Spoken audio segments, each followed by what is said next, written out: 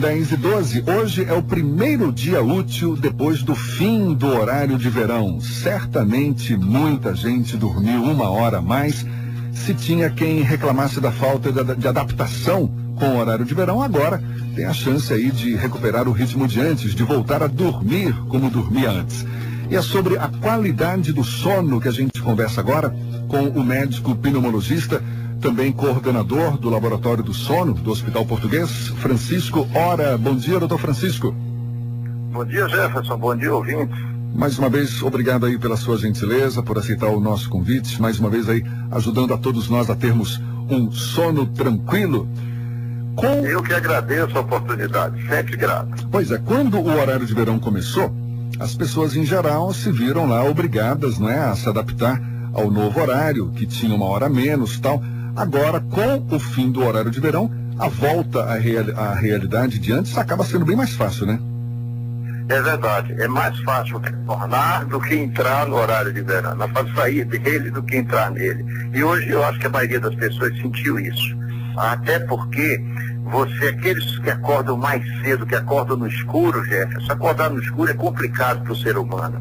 Porque nós fomos programados para acordar no claro e ter sono no escuro. Isso tem hormônios, tem uma série de coisas que regula esse metabolismo da gente. Então, na medida em que você acorda já com o sol estabelecido, já com o brilho, no horário, como o povo diz, no horário de Deus, é muito mais fácil. Muita gente deve ter falado nesse fim de semana, devolva aqui minha hora roubada de sono, né? Foi buscar dia, não teve correção nem nada, mas foi bom, voltou me traz de volta aqui. Doutor Francisco, os distúrbios do sono, hoje, a gente sabe, interessam não apenas aos especialistas em sono, como é o caso do senhor, mas também aos médicos em geral, não é? Com as suas diversas especialidades. Então, por que o sono é visto assim com tanta abrangência? Olha, a gente sabe hoje que o simples fato do indivíduo não dormir traz uma série de consequências deletérias para o organismo. Eu vou citar só 2 exemplos que são muito impactantes. A questão do indivíduo que ronca, que tem apneia, por exemplo, que oxigena mal dormindo, porque isso dá mal. Essas pessoas têm uma chance enorme de desenvolverem hipertensão arterial, infarto do miocárdio, derrames cerebrais. Essas pessoas aumentam a resistência à insulina, portanto poderão se tornar diabéticas, ficam resistentes a perder peso, se tornam obesas. Só por causa de um sono de má qualidade. Só por causa de um sono de má qualidade. E ficam sonolentas durante o dia. Você imagina, isso tem impacto no tráfego. O senhor está citando como exemplo de veículos. O senhor está citando como exemplo o caso da apneia. Da apneia, do ronco. Mas se a gente for para o outro extremo, as insônias, aquele que não dorme porque está ansioso por isso, por aquilo, esse também vai ter no dia seguinte irritabilidade, mau desempenho cognitivo, memória, ele vai ter reflexos alterados, sonolência em momentos inoportunos. Então, isso compromete a vida do indivíduo, a vida laboral, a vida de relação, a vida profissional de uma maneira muito forte. Qual o segredo para se ter um sono saudável? Olha, é aquele segredo que vale para tudo na vida. Você tem que ter uma vida ativa. Está provado que o sedentarismo é o grande problema do século XX e século XXI.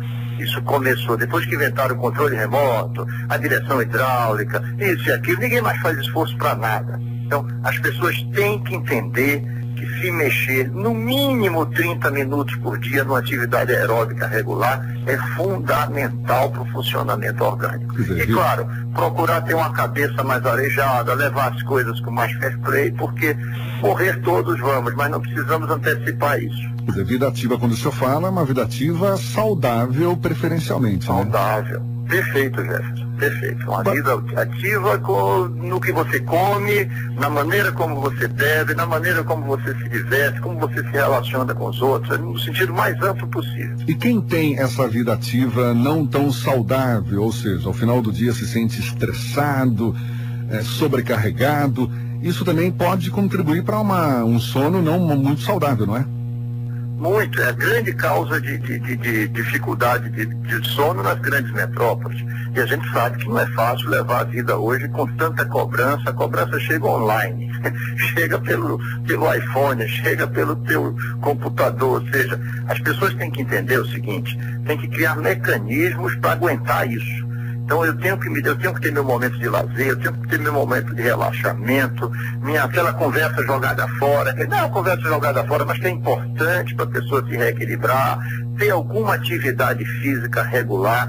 Tudo isso são situações que combatem esse estresse gerado exatamente por essa intensa vida que a gente leva hoje no mundo contemporâneo. Doutor Francisco, muita gente recorre a remédios, né, para dormir, para garantir uma noite de sono. Isso é garantia mesmo, assim, de uma noite de sono tranquila e tal? Esse é um erro, Jefferson, que a maioria das pessoas são...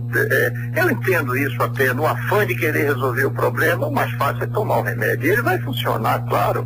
São hipnóticos, são sedativos, são remédios que têm ação central no sistema nervoso central e levam o indivíduo a dormir. Qual é o problema disso? Você está usando um remédio de uma forma indiscriminada, sem orientação médica. Você pode desenvolver dependência, ficar viciado naquilo, e como qualquer vício, e você vai desenvolver tolerância. Você começa usando 1 miligrama, daqui a pouco 2, daqui a pouco 10, e não faz efeito.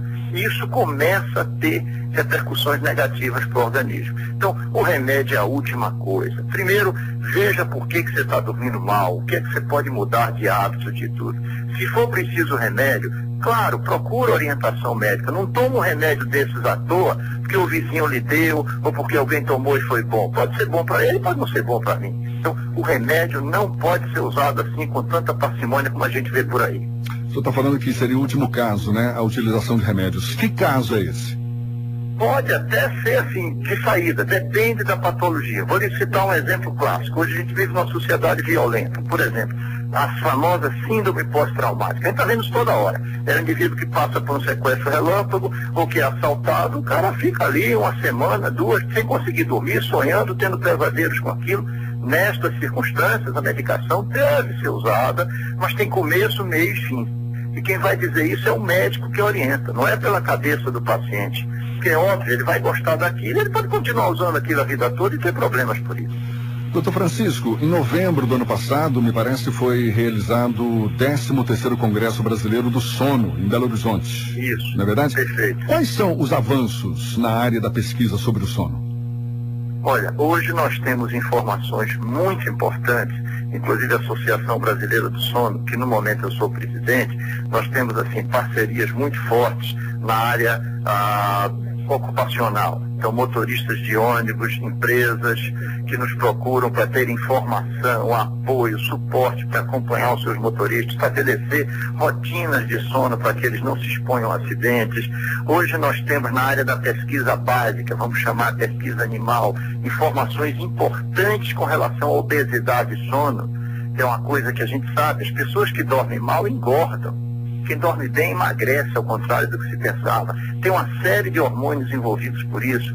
Então, daqui a gente descortina que em breve, em curto tempo, nós vamos ter mecanismos de melhorar o sono que vão ter assim um impacto até no emagrecimento, na perda de peso excessiva que a pessoa tem. Então, tem muita novidade nessa área de sono, não só no Brasil. O Brasil está hoje, é um país de ponta na pesquisa. Nós temos hoje, na Universidade Federal de São Paulo, o maior instituto de sono do mundo. O senhor falou em mecanismos aí para melhorar a qualidade do sono. Dá para citar algum exemplo?